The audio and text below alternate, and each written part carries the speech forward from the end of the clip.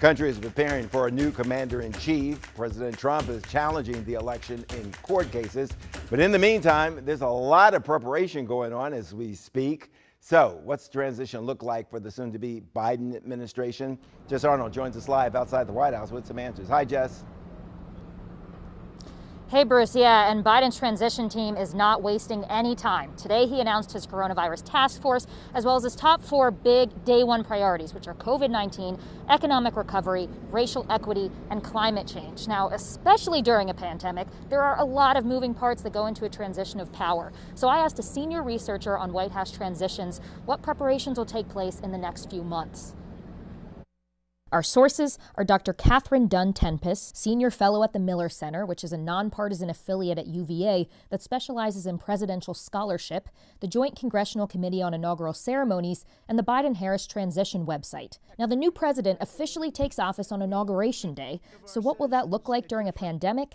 The Inaugural Ceremonies Committee isn't yet releasing specifics, but sent WUSA 9 a statement that says, in part, it's moving forward in line with tradition under the rationale that it is more feasible to scale down the plans than it is to scale up. Inauguration is essentially move-in day, but Dr. Tempest says the preparation is already happening.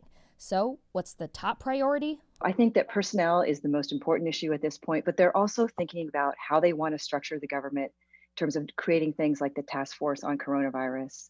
They think about what their first set of legislative priorities will be. She doesn't think the projected president-elect will decide on top staff appointments like defense, state, homeland security until they know the makeup of the Senate, which could be a Republican majority depending on who wins in Georgia.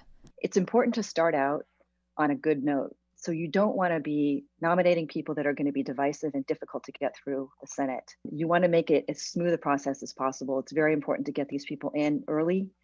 And you just don't want to create any controversies. Dr. Tempest says the federal agency that controls transition resources for the incoming president, the General Services Administration, is throwing another wrench in the works. It has yet to declare Biden the winner, which she says prevents him from accessing funds and working with top agencies like the FBI to prepare his team for 2021.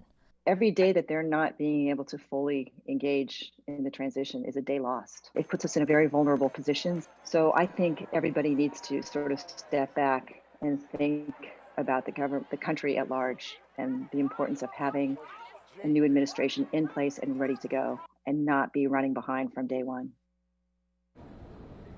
Now, Dr. Tempest is also part of a nonpartisan nonprofit called the White House Transition Project, which gives the new administration descriptions of how the office was typically run, essentially so new department heads don't have to call up their predecessors and ask how they did their job. Now, when it comes to Inauguration Day, Bruce, she believes that Biden will err on the side of caution and not hold an event that will cause people to be in close contact with each other. Bruce. Jess, thanks a lot. They say to the victor belongs the spoils. It'd be interesting to see if Biden puts a Republican or two in the cabinet. Thanks a lot.